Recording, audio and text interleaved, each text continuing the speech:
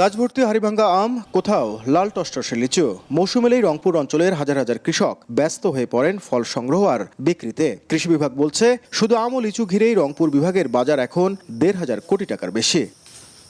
কিন্তু সম্ভাবনার বিপরীতে শিল্পায়নের চিত্র এখনও হতাশাজনক। সংরক্ষণ আর প্রক্রিয়াজাতকরণ সুবিধার অভাবে প্রতি বছর উৎপাদনের অন্তত ৪০% ফল নষ্ট হচ্ছে। ফলে কৃষকরা বাধ্য হচ্ছেন কম দামে ফল বিক্রি করতে।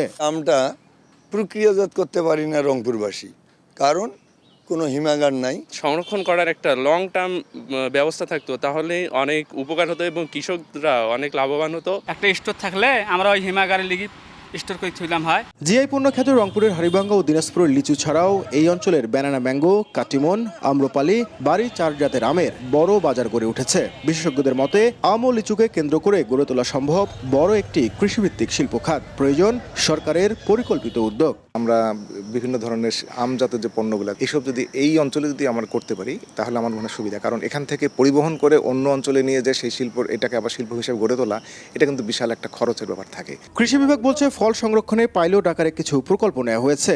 একই সঙ্গে অ্যাগ্রোভেজ ইন্ডাস্ট্রি গড়ে তুলতে আলোচনা চলছে। এখানে অ্যাগ্রো প্রসেসিং সেন্টার নির্মাণের ব্যাপারে ইতোমধ্যেই আসলে আমরা বিভিন্ন বিশেষ করে যে সমস্ত আমাদের ফোরাম আছে সেখানে আমরা এই কথাগুলো বলে যাচ্ছি এবং সরকারও এই ব্যাপারে ইতিবাচক। বিশেষজ্ঞদের মতে, পরিকল্পিত বিনিয়োগ আর শিল্পায়নের মাধ্যমে রংপুরের আম ও লিচু শুধু মৌসুমী ফল হিসেবে নয়, একটি পূর্ণাঙ্গ কৃষি শিল্প অর্থনীতিতে রূপ দেওয়া সম্ভব। আর সেটি বাস্তবায়ন হলে বদলে যেতে পারে উত্তরাঞ্চলের অর্থনীতির চিত্র। নাজমুল ইসলাম নিশাত, সময় সংবাদ, রংপুর।